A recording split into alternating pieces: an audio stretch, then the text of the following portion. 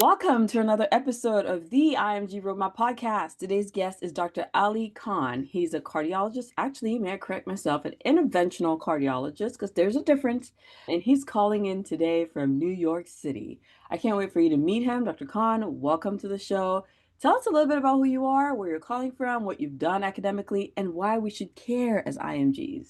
Absolutely. Thank you so much for having me, Dr. Lam. And again, you made that correction already, so that's perfect because there's definitely a difference. And us in the field of interventional, we like to definitely make sure that difference is there. Yeah. Now, not to sound a little snobby or something, but I'll probably add a little bit. Now that is past 30th of June, I'm officially a structural interventional cardiologist as well. So I can make a little bit more further, to leadership there as well. Yeah. So thank you. Again, thank you so much for a wonderful introduction. Thank you so much for having me here. And thank you so much for doing the incredible work you're doing. It goes such a long way because, again, you cannot provide enough knowledge and enough education out there, especially when we live at during times where you have the highest amount of misinformation everywhere. So again, thank you for doing that. Like I said, a little bit about me. I hail from Pakistan. Honestly, grew up there, did most of my education there. In fact, I even went to med school there. So the first time I came to US was as an IMG directly into an internal medicine residency match training. So it was an interesting pathway. And I always love sharing this story. I come from a medical school where I was the second batch to graduate from. And my medical college was not even registered with the USMLE or the IMG pathways for California, or even the Avicenna School of the colleges or medical schools. So I ended up registering my medical school under my personal email, and I submitted all the documents so that I was eligible to give my steps. So graduated in 2015 around April, May, took that 1 year doing all my rotations in US and basically gave all my steps, applied for the match, continued going through like the whole process of getting your USCs, making sure you have all your letters and everything teed up. I was lucky enough that I got matched into a pretty decent university program with Wayne State University Hospital at Detroit Medical Center. It was the largest residency fellowship program in the country at the time, I believe. They had 1,100 residents and fellows. So our orientation was amazing in this massive Fisher Theater. It's filled, that entire auditorium was just filled with residents. And I think they were overwhelmingly IMGs, which was just wonderful to see. I think about 60% of us were. So it was amazing. It was honestly the most incredible experience. Spent 3 years there. I initially applied for cardio match. And that's a whole interesting story. We'll probably touch on that at some point, where I was told by one of the program directors, I was introduced to the rest of the class during my third year of residency training, that I am the next fellow, and then I ended up not matching. And so that tells you the nuance behind the whole match process. No guarantees. And if that honestly wasn't a lesson for anybody, I don't know what would be. But from there, I ended up going to Stony Brook University Hospital, a pretty large academic center in New York, Long Island. I spent about 11 months there, built my profile up more. I was heavily involved on residency teaching, PAs and NP teaching. And I feel like that actually further cemented my profile. I applied for my cardiology match. I was blessed to be matched with the Michigan State University, another wonderful university hospital at McLaren Regional Medical Center. They liked me enough to make me eventually their chief fellow, and then decided to keep me on board as their interventional cardiologist as well. So I ended up doing interventional cardiology fellowship in the same program, which for anybody out there who's doing IC fellowship, doing it in your program has the most advantage you'll ever have. People will let you do cases that they will not let anybody else touch. So it was an amazing experience. I ended up with more than 800 interventions. It's actually absurd how many cases I ended up doing. So it was wonderful. I did the chief fellow that year. And from there, I applied for structural heart fellowship. Structural is pretty niche in itself. There's very few programs in the country. And when you want to do it, you want to do it at one of the best programs if possible. Again, I was lucky enough to be interviewed at some of the highest programs and ended up going to NYU Langone, which for the last 2 years been the #1 cardiac surgery and interventional program in the country. So again, had the most amazing experience there. Just graduated from there as their junior interventional faculty attending, as well as a structural heart fellow. Again, heavily involved in resident and fellows teaching. Also served as the associate professor or assistant professor of medicine at Michigan State University. And while I was doing all of this, I remained a visiting teaching faculty at my medical school as well, so that I could just periodically give lectures and create appreciate a little bit of guidance in terms of the IMG pathway to US. So I'm listening and I'm like, wow. So there's just so many parts of your story that I want to touch on. But let's start from the very beginning. There are some people that feel they don't have the backup already from their medical school. So I have in my coaching program, I've worked with doctors from Pakistan, many of them from Dow Medical College, which is very well established. Everybody knows Dow. Yeah. But then you're saying that you had a school that wasn't even yet registered with No? EPFMG. And I've had a few people reach out to me with that same concern. They're the innovators, they're the initiators of this whole let me get my school on the LCME list. Let me get my school on the World Federal Medical Education Yeah. Library or whatever. So, how did you manage to do all of that while also working on your USMLE preparation? And what was that process like advocating? That's the word, advocating for yourself in a way that nobody had done before for your school. Absolutely. So I think I had a very good motivation, and I'll tell you why that motivation went just beyond education. Because Mm. again, I think education is a great motivator. For me, the motivation was my wife. She was born and raised in US, and for us to live together, I had to find a way to come to US. So I Mm. knew this was the only way that I could make it work. So what I decided, and it was during my third year of medical school, we'd been together and we knew that this is the pathway I'm taking. And mind you, I come from a family that didn't have a lot of physicians and literally, so it's just basically learning on the fly. The good thing that worked out for me was that my dean of my medical school, he had spent a couple of years in US. He's a businessman as well, and he's a big educator. He's got another whole hospital. He's a huge guy in the field of pathology. So he told me that whatever you need, you just tell me, I'll get it for you. But if you want to pursue this pathway, go for it. So I set out fairly early. Now, if you notice the established medical school, like you touched upon, the Dows of the world and the Aga Khans and those Aga Khan's, colleges, yeah. yeah, they have such a brilliant alumni setup that in their third year, Yeah. their candidates are already sitting in US, getting their USCEs. They're done with their step one exams. By the time they're like in their fifth year, one of my very good friends, he did hematology oncology here, and we did A levels together. In his fifth year, out of the 12 months, he spent 10 months in US. He spent 5 months doing USC, and then he went back and came back. And the Aga Khan literally said to him that we will consider your attendance here as long as you prove that you have your letters from there. That's how Oh, supportive these big colleges and big hospitals are. So for us, it was just learning everything on the fly. So I oh, literally Googled everything, Googled how to get myself registered. I wrote to USMLE. They gave me all of these forms that needed to be filled and signed. I had the vice dean and the dean's contact information. I would just call them, send them the document. And literally, it was my vice dean who said, register everything under your email so that nothing gets delayed.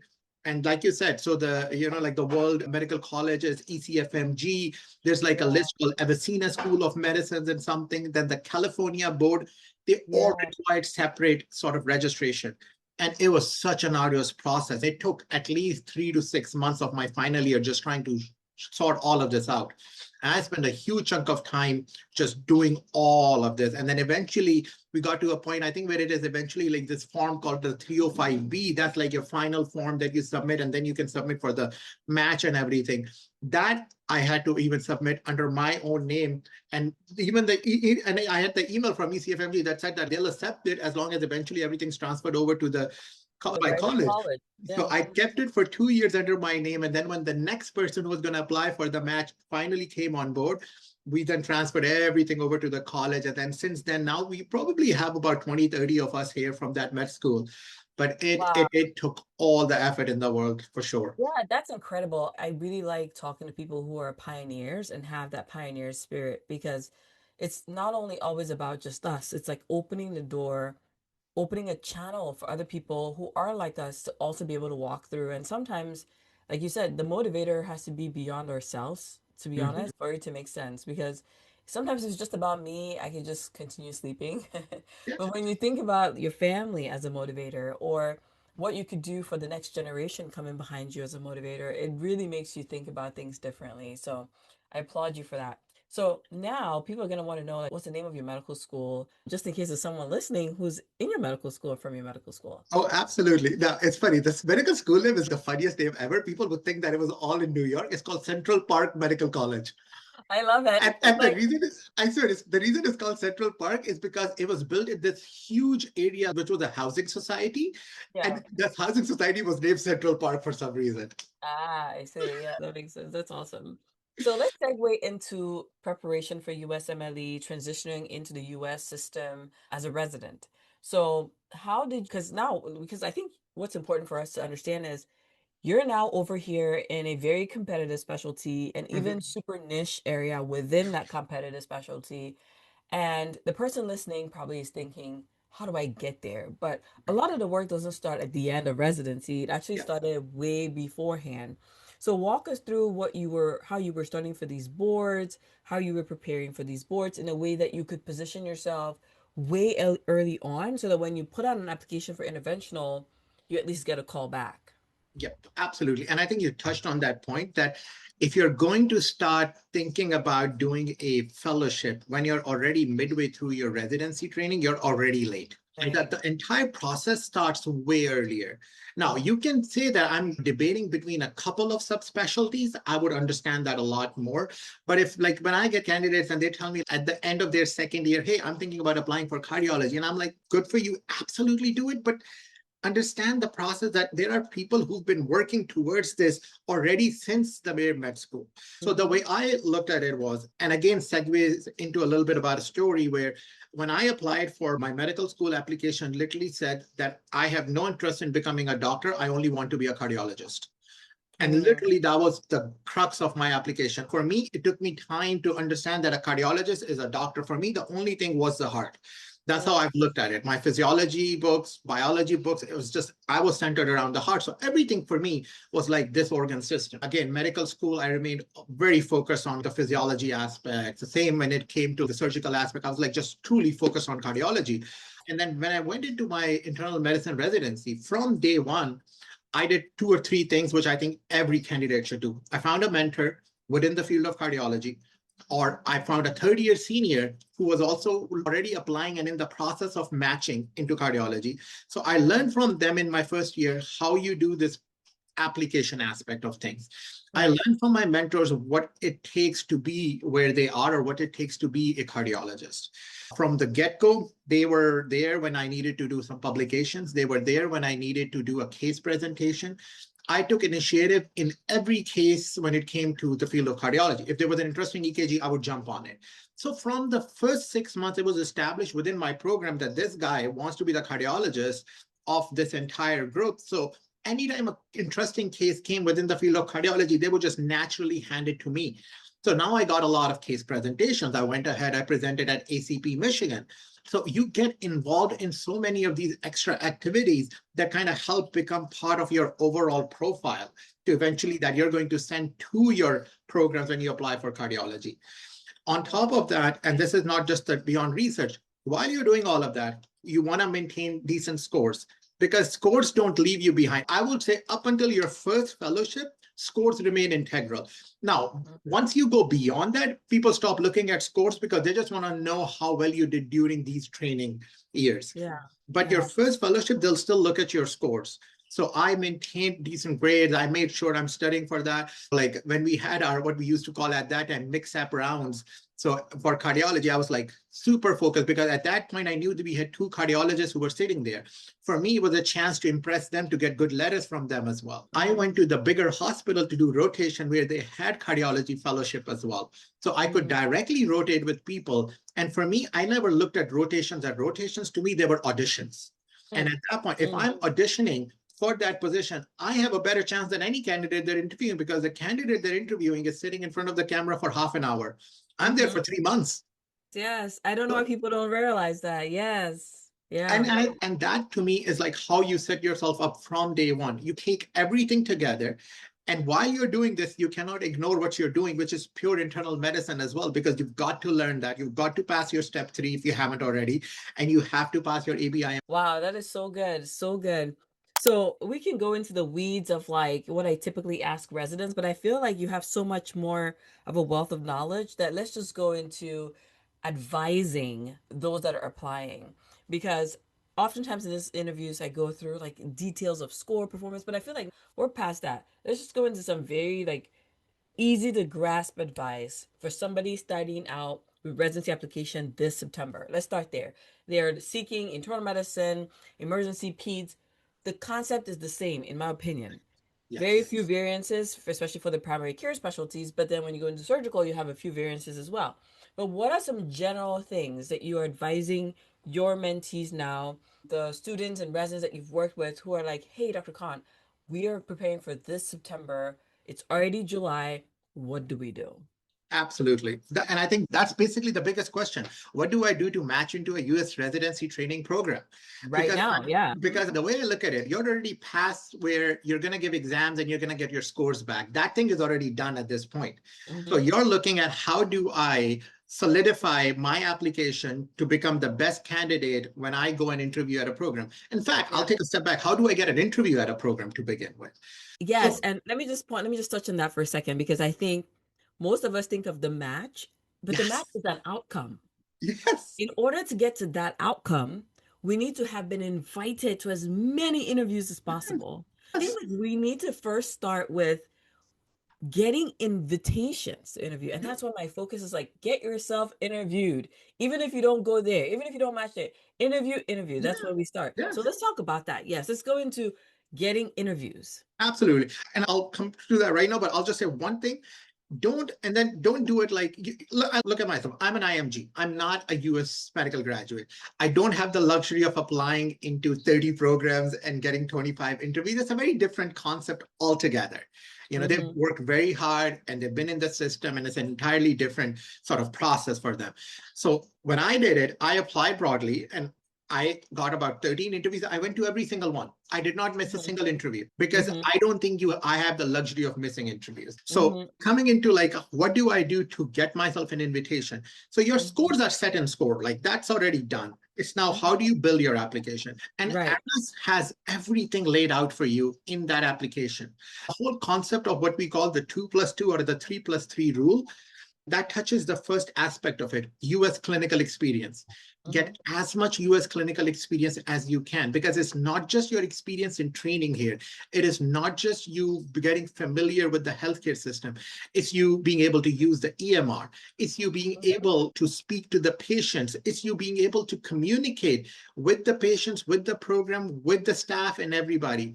And all of that leads to what you're actually looking for, and that's your good letters of recommendation. Mm-hmm. Without good letters, I feel like in this day and age, match is the hardest thing to have, because you're left with one exam that has a score system, step 2 CK, and that's about it. Step 1 is Mm-hmm. not a score system. So Mm-hmm. what separates you? And it's a Mm-hmm. few things: your US clinical experience. Sure, your letters are waived. You basically are telling the program, I am waiving my right to review the letter because I'm Yes. confident that I did so well during this rotation that this particular attending is going to write a raving review of me. And when you waive your right, it's a catch 22. You don't do well, they're going to, an honest mentor is going to put it in there. But again, the programs will trust your honesty, and the program will believe in you a lot more when you do that. An Yeah. unwaived letter just does not have the same authority. And I can tell you that because I've been involved in residency selection process. I've been involved in general cardiology fellowship match process, and even in interventional. I've interviewed with them. I've sat with them. I've sat with my program making the rank order list. We really pay a lot of attention to your US clinical experience and your letters of recommendation. Go to the Absolutely. second part. There are 10 professional sort of items in that CV. What is your Mm-hmm. volunteer experience? What have you done that sets you apart? What is Mm-hmm. your scholarly activity? You're applying in internal medicine, but you have a publication from the biggest surgical field like neurosurgery. It doesn't help you. Discordance. It does not Yes. communicate. The parts of the No. application are not speaking to each other. Yeah. No, it literally makes you look like you're not sure what you want to do. It Yeah. makes you look confused, and it makes the person viewing your application a little bit confused as well. And you don't want them confused. They only have about 20, 30 seconds attention span, and that shouldn't be spent in confusion. You want clarity. Yes. Yes, Early yes, on. absolutely. So again, get your scholarly activity right.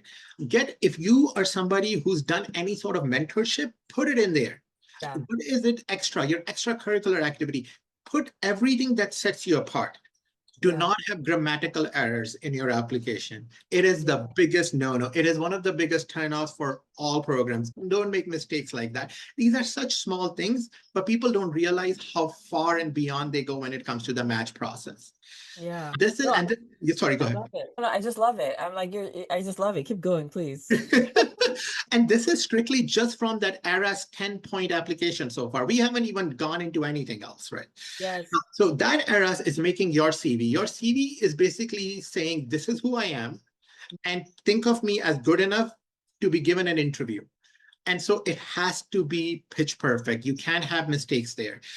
I would say a lot of people don't realize when you make your CV in Word document and you copy that CV from Word into ERAS, as far as your personal statement goes, the entire formatting is out.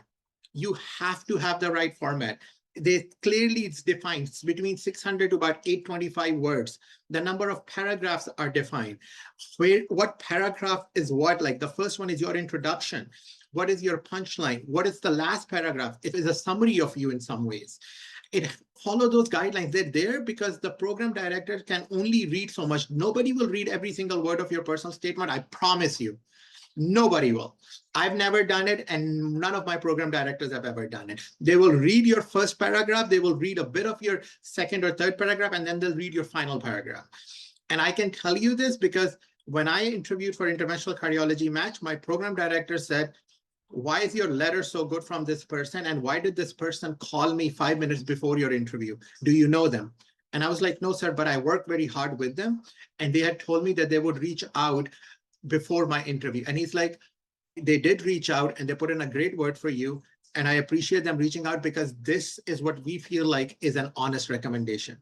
So when you work with the people and you work honestly and you work diligently, people will go above and beyond to get you in a program as well. Yeah. I had that happen with me with my mentor. So now coming to your personal statement, it has to be perfect. Don't write 2 pages of personal statement. It doesn't help, Yeah. especially when the second page is 3 lines. Now you've completely ruined your entire personal statement. Don't do Yeah, that. no, I agree with you 100%. Like, I think we have to also think about, and as applicants, sometimes we're not thinking about the other side. We're not thinking about the humans behind the applications or the behind the review groups. These people are inundated with thousands of Hmm? applications. And the best thing you can do as an applicant is to make it so clear what your goals, your objectives, your passions, your projects, your experiences are early on. I No. don't believe that the longer your personal statement is, the better it is. I do Yeah. not. I actually don't even think you need to put 10 experiences if you don't have 10 If experiences. you don't have But it. if you don't have it, you don't have it. You could actually select 5 or 6 high quality Yeah. ones that Yes. speak to your commitment to the specialty, speak to your interest in the specialty, and then you highlight 3 of those as meaningful ones. Go into your personal statement, knock them off with the scores, have LORs that are well written and waived, like you said, Yeah. and you'll make much more of an impact, especially to the programs that you've signaled. Absolutely. That is so true because that shows direction to me. That shows Yes. dedication to your field. You have experiences in something that you're not even going to be interested in when I talk to you during an interview. What good is that experience? Yeah, So absolutely. I have to have a direction. You have to have your personal statement that's concise, precise about you, and it is not a template. And I just please don't make it AI. Please don't let No, Claude write it for you. I write a lot of my Instagram stories from Claude. It's great for your profiles and the stuff. social media, Yeah, yeah. not on a professional Not, document. Please don't. no. So you on your Instagram, you have this post that I really loved. And by the way, your Instagram, for anyone listening, will have his Instagram handle in the show notes as well as his LinkedIn profile so you can connect with him. You can also search him on Instagram at Ali Akram Khan, and that's AliAkramKhan. And I'll have his handle as well, which is at AliAkhanm.D. So we'll put it on the show notes. Don't worry about taking notes right now. But there's a post that I think you guys need to really get familiar with, and I want us to break it down here. You mentioned 29 mistakes, 6 stages that we are making in the IMG path throughout into the match. And I just loved it because if I think it's a masterclass all in itself, like just what you wrote here.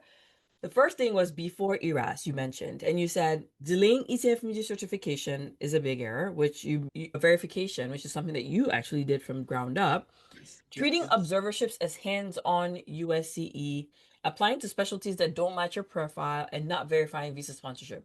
Let's talk about that because this is before ERAS. This is July now where we're in. So let's go into the before ERAS and we'll go through all the other parts in detail. But what were you talking about when you posted this? Absolutely. So I looked at a lot of profiles for people who did not match, and these were like people from a medical school, friends around me. And you look at what people who matched did right and what who didn't match did wrong. Did And wrong. one of the most common things was delayed application. If Mhm. so previously match used to be a little bit different. A lot of applications used to go in the middle of August, and everybody would get it around the 2nd of September or the 6th of September, something like that. And it used to be a little different because how early you apply, that's how the programs will receive your applications as well. We've gone away from that. Now it's about 23rd of September. If whoever applies by 23rd of September, all applications are available to the program at the same time. But if you're not timely ECFMG certified, if your application is not locked, if you have not certified your final profile and sent it, you're already behind. And if I have 1,000 candidates applying for the same position, and your profile is now going to be 1001, who is to say that I've not already sent out all the interviews that I was going to send out? So what you've already done is put yourself at a very big disadvantage by doing that. Yeah. Then the second thing was the observership. And there is a difference, and people have to understand the difference between hands-on clinical experience and just an observership experience. If you do not have any hands-on clinical experience, yes, get the observership. But the observership doesn't have to remain an observership. You can make it more hands-on when you're in that program. You can go to the residents and the fellows in that program and tell them, what can I work on? Can I go see that patient for you? You may not get all the time the EMR access, but you can sit with them and go over how they write the notes and stuff. How active you are can change all of that. How active you are with that program director, the way you're working, you can change that. But if you just treat it as an observership, then I'm going to show up 8 o'clock, I'm going to get a coffee, I'm going to walk around with them, and then I'm going to go home with a nice letter. The person who's actually done hands-on clinical rotation, they're here, you're way down here. And that is all before you've even entered the match now. So you're already behind them. And then there are multiple others, obviously, like we touched on. And all of that makes a huge difference. And I think one of them was also your personal statement, the way it's written, your letters of recommendation. And you don't get letters from subspecialty that you have no interest in. Like, so there's so much nuance when it comes to getting matched and building your application even before the match actually truly starts. Yeah. Yeah, no, I agree 100%. I feel some of us are being held back by fear because we get on these rotations and we say it was just an observership, so we're not showing up. But you'd be surprised, like when you, even if it's an observership on paper and you show up interested, your supervisor, your physician tutor, your physician mentor, or assigned attending can give you a lot more leeway Yes. than you realize is possible.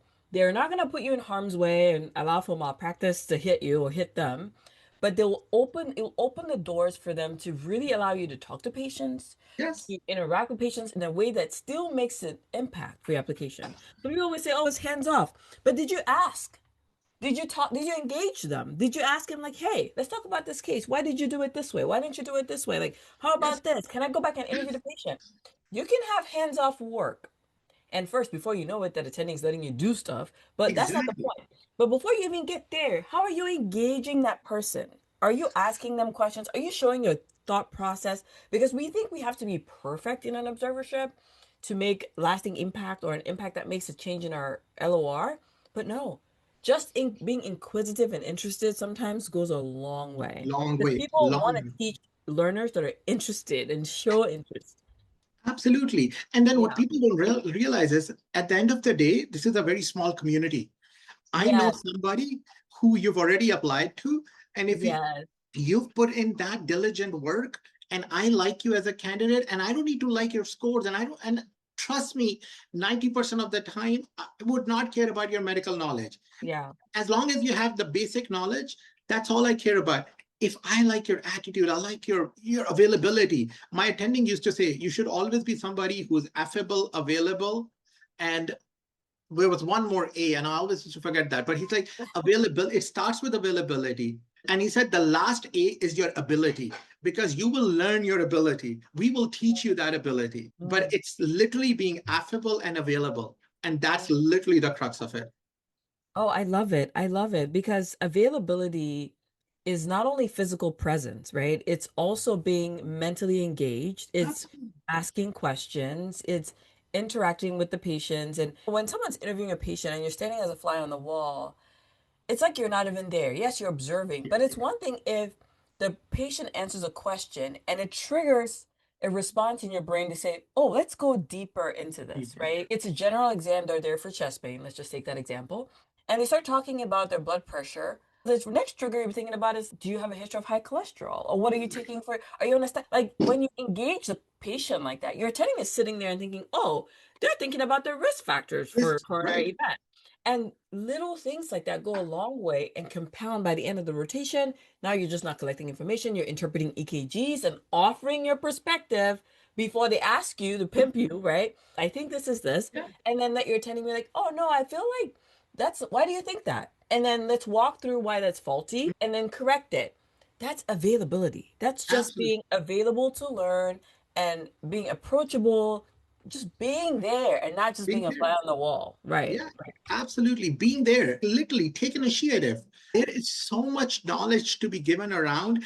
As long as you're somebody who's willing to grasp and you're somebody who's willing to put in the work, Yeah. trust me, every and people will notice it. That is what will make you stand out. It won't be an answer to a COPD medication that you gave on your rounds one time. Nah, that's Yeah. not gonna be it. It would be Yes. day to day what you do that will make you. Every day. And if you do that consistently, if you have a month rotation right now in July, and you do that consistently every day from Monday to Friday, where you say, I'm not going to go by every round or without chipping in information or conversation, you would make a big difference, especially if midway in that rotation, you ask for feedback from your attending and you say, hey, we've been going at this for 2 weeks. Can you give me some feedback how I'm performing, how I'm interviewing, how I'm interpreting cases? What are some areas that I need to work on? Because that person can then give you feedback and say, oh, maybe you interrupt during my interviews. And then you're like, okay, maybe I find the right time to ask these questions. But by the end of the month, when you're like, hey, can you help me with an LOR?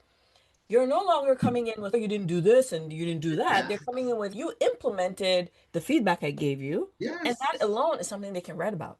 Yes, absolutely. And people who have never been in the residency program actually don't understand that the importance of getting adequate feedback.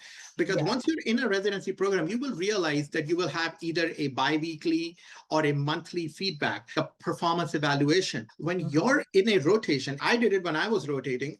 Second weekend, I went to my attendee and I was like, "Sir, tell me what can I do right? Tell me Yeah. what things can I improve on." I didn't care about what I was doing right. To me, what Yeah. only the only thing that mattered was what is it that I can improve upon. And that Yeah. showed him how interested I was in checking every single box. And that's what he cared about. And then his letters reflected that it was that he is an individual who wants to have a lot of self-reflection. He has self-critique. It's every action you take will have a reaction to it. And so go first weekend, second weekend, if you only have a couple of months of USCE, use it to the best of your ability. Ask them question. Ask them how can you make the best use of this. And please don't ignore the nurses, don't ignore the staff, don't ignore the residents and fellows. They can help you out so much even when your rotation is done. And that's Yeah. the aspect people don't realize. If you build good relations with the residents and fellows there, you may get a case report from them. You may get somebody to recommend you to the program. Yeah, absolutely.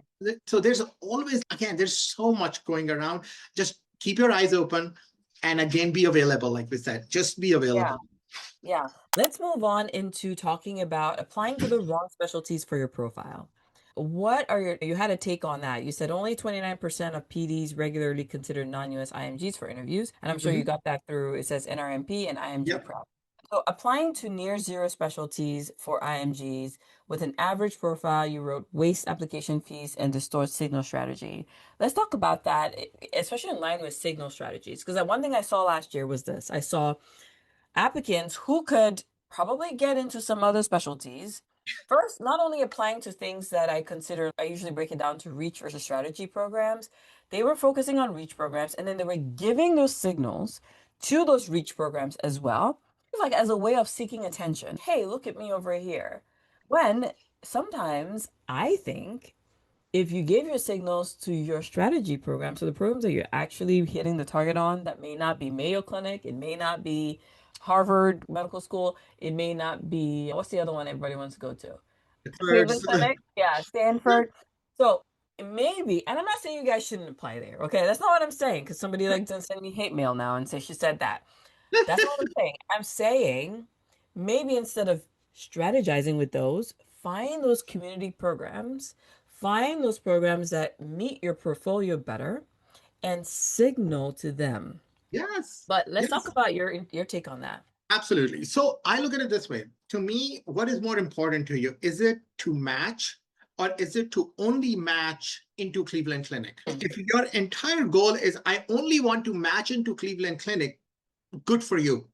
Clearly, you are very clear in your head, and I have no issues with what you're going to do now to your application, because you're telling me you're somebody who's going to come to US, they're going to do research for a couple of years, they're going to work very closely with them, their profile is going to be like 260s, they're going to have about 2 years of US clinical experience, and they're going to go into Cleveland Clinic. And I'm like, good for you. You've done that. True. You've done the Yes. hard work.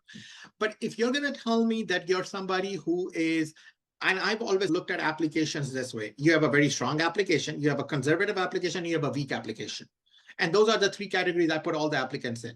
If you have a very strong application, you're telling me your scores are above 250s or 255 at this point. You have a ton of US clinical experience. You are likely a US IMG and not just an IMG, because there's a nuance to that a lot of people don't understand. And you have local connections. You have a very good alumni setup. So you've got a lot going for you. But if you are in the conservative or the little bit weaker application, so let's say last year's I am above 240. 240 was like the cutoff of the average match score for most of the IMGs in internal medicine, 228 for family medicine. Above 245, a lot of them actually ended up matching. Now you tell me your score's 237 and you have 2 months of US clinical experience and you're not sure how your letters are, and now you want to apply to ophthalmology. Again, you can do that. You can spend the money if you have the money. If you look at the US grads match rate when it comes to the subspecialties, especially, or the specialties like ophthalmology, dermatology, orthopedics, even they don't have a great match rate. Now, as an IMG, for me to apply with a profile that's going to be 10 times worse to a specialty that already has very limited seats to begin with, all I'm doing is wasting my signals, wasting my chance to be integrated already into the US healthcare system, to be in a residency program that's probably more than willing to take me, because I'm just not keeping my eyes on the price. Yeah. Yeah. Yeah. So again, if you say, and signals go a long way. That's why you have the gold signals. That's why you have the silver signal. You don't just signal to a program where you think you have a good chance. I'm not saying Yeah. that. You signal to a program that is a good fit. Fit. Oh my gosh, that's the word, fit. You need to find your fit. And there's ways to find your fit. I usually tell people you can use Residency Explorer to find a good fit. And Yes. the way that it works is it would tell you whom they've invited in prior years. It gives you some averages on score ranges. It gives you some perspective on the information of prior people who interviewed there, not who matched there, but who interviewed there. And so you have an idea of how you can have a fit. Now, other resources that are paid resources do offer compatibility scores and things like that that you can utilize to your advantage when looking for fit. But the reason it's so important, and you cited this from the NRMP data, was 96% of PDs use the signals to decide who to invite in 2026, Yep. in 2020 for this 2026 match. So not using your signals, one, is a deficiency. And then two, you need to figure out where you have a better fit. Now, it wouldn't be a perfect 100% everything fit, but instead of going to what I call those reach programs and probably, in my opinion, wasting your numbers there, use them in places where you have a better fit. Now, like we said, if you are that person that has the 260 and has the profile that is reach, so it's not a reach program for you, then it's a strategy program because you're well within their reach and well what they're asking for. Please, by all means, go for those programs, right? But I also want to just talk a little bit about this idea that we have as IMGs that will only be successful when we get behind the name of an institution. I know. I don't get it. I'll be honest with you. I don't get it. And I think a little bit of that is just how the society is set up. And I think a little bit of that is how we are from our home countries. I think our definition of success is having a name. And I think, and I was talking to somebody about, and I was on another podcast and I was speaking with them, and I told them, we've forgotten the journey just because we're so focused at the end result or on the end result, totally given up on the journey. And to me, I think the only thing that mattered to me this entire time was the journey. I'm gonna get the name. I'm gonna get everything I'm looking for. Eventually, a lot of those things will come to me. But if I don't respect the journey and if I don't enjoy the journey, I would have wasted a decade of my life, and I would have eventually had the same thing that somebody else who literally lived that journey had. And so for me, I look at it this way. I come from a medical school, again, that was not even registered to be in the US. And if somebody like me ends up being at NYU Langone, which for the last 2 years, again, is above, and nothing against the Cleveland clinics of the world, but they're above Cleveland Clinic and they're above Mayo Clinic in my subspecialty, everybody else can. Because the only thing I cared about was literally the journey. I knew what I wanted. To me, didn't matter the name. Name will come, money will come, fame will come, a lot of those things will come. We'll all end up being physicians in one way or another at the end of the day. But if your focus is, I just have to be Harvard School of Medicine, I think you've already lost track of who you are and what you want to be and what you actually should be doing.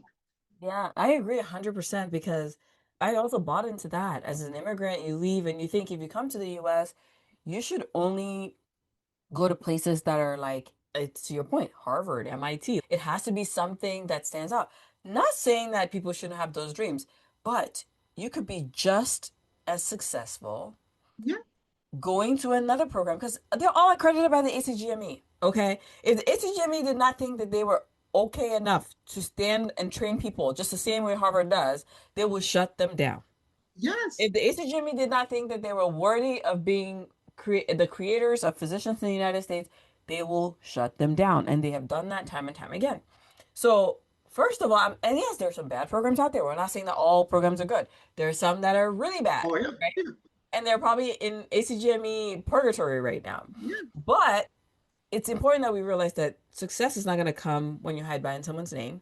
It will come by you being good at what you do. Because Yes. when you're good at what you do, it will go before you. You could be at the community center and doing the highest quality work with PCI that nobody has ever come through there doing, and you make a reputation and a name for yourself, and you are actually helping people, which is what we're all Yeah. doing this to start with. Yeah. Or you could be at the big name shot place and be the worst interventionalist, right? And So, that is such a good point. That is such a good point because the name of the place does not guarantee you quality of your work. It yes. just doesn't. The quality of your work will get you the name you want. Yeah. Yes. And so you could start residency at your target program or your strategy program and still match at your reach program for Absolutely. fellowship. Absolutely. You totally can. That's and this is not me saying that just settle, but at some point one also has to understand how difficult the match has become and how many people are applying and what is the percentage of match. And if it's 45.3% and you have 53% of the people in different subspecialty that are not matching, or IM or whatever, family medicine, if you name it, is my goal to only match to that one program that my heart is set on, or is my goal to get myself integrated into the healthcare system? And now, once I'm part of the system, I will make sure I'm good enough to go into any program I want to. Yeah. And I like this line that you wrote on your profile. You said you applied to 85 to 90 programs. You got 14 interviews, attended every single one, matched where you wanted. The errors you avoided are on this list that we've been talking about. And I find that you even mentioned from a medical school no one heard of to a fellowship no one thought possible. And now we will not forget that you're coming in with credentials wise, with where you're trained, even though you came from a place that people didn't know about or a name that maybe didn't speak for itself before you walked into the room. But what you do as the individual, the doctor, the physician, you create that reputation for yourself, not the other way around. Not the other way around. Absolutely. Absolutely. And you can build that reputation no matter which program you're at. Yes, yes, absolutely. So as we round up our interview, I feel like this has been like mind blowing. We've just touched on kind of a bird's eye overview of the ERAS application, the strategy on signaling programs, LORs, and why they're so important, waiving them always, but then also what we should be doing during those clinicals to make sure that we are allowing those attendings to have positive items to write about us. Absolutely. But then let's just close up with your final last piece of advice for the listener. So, whether it's on any of these ideas or a summary of everything, what would you tell someone who is like, they're meeting you on the subway in New York and they're just like, hey, I listened to your podcast. Give me like something to hold on to. What are the last ideas that you have to share with me about applying this September? 100%. No, that's very fair. And I will just touch on one thing and then I'll come to your question, and that is the interview process as well. And I think Mm-hmm. it's important for people to know that when you get invited to an interview, prepare for that interview. Please don't just show up for the interview. Please read about everything that's on that program's website so that you don't go to an interview and you ask about the food stipend or the housing stipend or the resident salary. That thing is already on their website. Please don't ask for those things. The program look at that and they're like, you're one, not prepared, and two, you never even researched our program. Ask intelligent question. Ask question that you can have them bring back to you and you could make a story out of it. So I will just leave one question there. I always ask every program I interviewed at, what are you looking for in an ideal resident or a fellow? And they would tell me, and every program would a lot of times say, we want somebody who's available. We want somebody who's punctual. We want somebody who's hardworking. And I would bring it back to me that based on my background, I come from a military family. So for me, if I was on time, I was late. It's about being early to everything by being working hard in this. So you make yourself appear to be that ideal candidate they're looking for. Just ask the right question. Now, to your question, obviously, to summarize, what I would say for anybody who's applying for match, be yourself. Please do not pretend to be somebody you're not. The program directors are intelligent people. The ERAS is a very intelligent application. If you're going to pretend to be somebody you're not, somewhere you're going to slip up. If you're honest to yourself and by honesty, you know exactly where you stand, you know the kind of applicant you are, the application you have, the programs that are good fit for you, you're going to do well. You will honestly do justice to your application. You will signal to the right programs, you will send your applications to the right program, and you will set yourself up for success. Do not feel like reaching out to people is like a negative mark on you. Reach out to all your alumni. Do networking. Networking goes such a long way. People don't realize how much you can gain from networking. So do everything you can to network. If you have an opportunity, don't be afraid to even email programs. It is okay to email programs, just don't become annoying about it by continuously doing it. But it is okay to email. ERAS allows you to communicate to the program. There is nothing against that. So if I'm to give you one sort of, all-inclusive advice, that would be keep yourself honest, keep yourself grounded, know where you are, and just be yourself. And do not stop working hard. If once you're in the match process, it doesn't mean that I don't have to do any rotations anymore. Get rotations if you get. You're auditioning for a month during the match process. What could be better than that? You do it right, the program will want you. So that's what I tell all my students. That's what I tell all my residents applying for fellowships as well. Use each rotation as an audition. Every single day, you're giving yourself a chance to match into that program. So what if the rotation is not in their dream specialty? That's okay. If your rotation is not in your dream specialty, trust me, if I'm doing a rotation, let's just say I really want to be an ER physician and I got a rotation in internal medicine. I promise you, all of those internal medicine docs and the program director, they know every single ER physician down in the ER. That's where you go. So if Yeah. you work closely with them and you work hard with them, you can tell them, sir, my goal is to become an ER doc. I am working very hard towards it. There's only so many rotations I can get. Is there anybody you would be willing to connect me to? They may be able to actually, during your internal medicine rotation, get you down to the ER a lot more and get you to work with them a lot more. Yeah. So you use the resource you have. Absolutely. Use what's in your hand and don't wait for it to look like the perfect opportunity before you optimize it. Absolutely, absolutely. And like we touched upon, the ideas of the biggest names and everything, a lot of those things will come to you in time. A bird in hand any given day better than two in the bush. Yes, I love that. We used to say that a lot back home. A bird in the hand is better than two in the bush. I haven't That's heard how that. we grew up. That's how we Yep, grew up. yep, I agree. So, Dr. Khan, this has been an incredible episode, and I know people are going to want to know more. They're going to want to know how they can connect with you, hear more from you. What are you doing these days on socials? Like, how can our applicants and students who are interested in learning more from you connect with you? Absolutely. So I honestly just started working towards the whole social media aspect about 2 months ago. Okay. Trust me, in the fellowship I was in, I didn't have a minute doing anything else. This year I did about 750 structural cases and everything. We were brutal. And that tells you, you get the volume and you get the experience. And my whole goal was a two-pronged strategy. One is an entirely cardiology setup where I want to just improve cardiac health literacy. I'm a very Mhm. big proponent of preventive cardiology, even though I'm a proceduralist, and women in cardiology, because at the end of the day, I think we've done a lot of injustice when it comes to women. We've not treated them right, we've not diagnosed them Mhm. right, we've not managed them right, and we've ignored a lot of symptoms for too long. And so a lot of Mhm. my social will focus on that. My main Instagram page, which is Ali will be very heavily focused on that. But that, and I've made another sort of a sub Instagram page along with that, which is called the IMG Path. And the entire goal is to improve the match literacy, to improve education around the match process. Sort of what Right. you've been doing and taking a page out of your book and just spreading the same message that you set yourself up for success. And how do you Mhm. do that? It goes way beyond school. I say this line and I don't think people like it, but I still will say it. To me, the easiest part of the entire match process is your step exams because that's Mm. entirely in your control. And I Yeah. and I think that's the easiest aspect because you've learned what you've learned and you've just produced it. The hardest part is finding the rotations, doing well in your rotations, making the connections, getting yourself to the interview stage. Once you've gone there, now interviewing right. Like Yeah. once you've gone there, to ensure that you rank your programs. Like a lot of that is not in your control. And that's just my entire focus.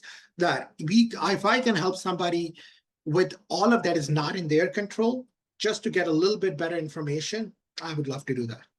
Yeah, I know. I really like that because there's a lot of this process that is not in our control. And I like how you handled it, where you said the USMLE performance is really what we have the most control over, because then you can't really tell people what to put in your letter if they choose to put something different from what you feel should be in there.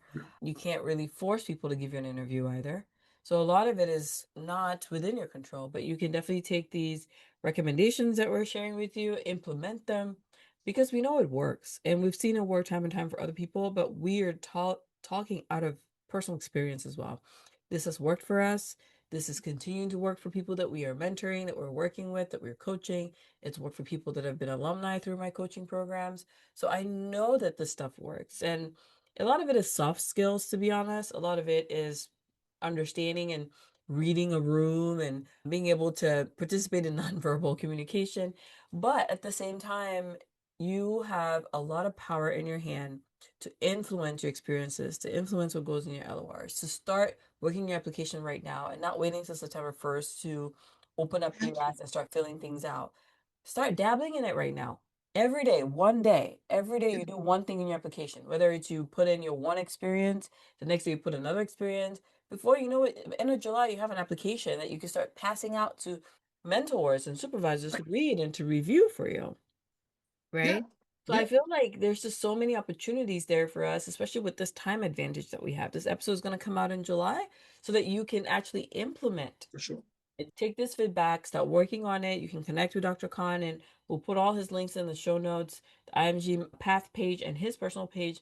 And you can reach out and you can start these conversations because you just never know which one of these opportunities will be the one that positions you for what you're seeking. 100%. And honestly, utilize those who have done this, like yourself, right? You've worked on this for this long and you've mentored so many candidates. Yeah. Utilize those resources because at Yeah. the end of the day, if you're going into a match process blind, you're already at a disadvantage, in my opinion. So seek help, seek guidance. Don't wing it, as we Yes. say. It's not a thing you want to wing because it is not just money, it's more than a year of your life. I always say people, match is 2 years of your life. It's not one Mm. year. It's literally 2 years every single time. There's a whole year spent in preparing for it, and then there's a whole year spent in trying to go through it to go so that next year you're ready for it. So again, you have been doing this for all this time. For everybody listening out there, use the resources, use the mentors, use the guidance available to you. Yeah, no, absolutely. And I'll put in the show notes, you just mentioned something, and I thought of a resource that I've had, which always helps. I'm just each year is a webinar that I did on just working on ERAS by itself. And I'm going to put it up on drninaloom.com/ERAS. That's again, drninaloom.com/ERAS. So you guys will be able to get to that webinar, and it'll give you a lot more in depth into some of the things that we've talked about today. But thank you so much, Dr. Khan, for being on here. Lunch break is probably over. For those of you go back to your work, it's 1 p.m. in New York right now, and there's tons of people that you'll probably be talking to. I'll probably just go back to clinic. But again, thank you so much for having me. This is wonderful. And honestly, it's an incredible thing you're doing because people don't realize the amount of anxiety that is always there when it comes to somebody's career. And so helping them through that, I don't think it gets better than that. So thank you so much for doing that. Yeah. All right. You're my pleasure.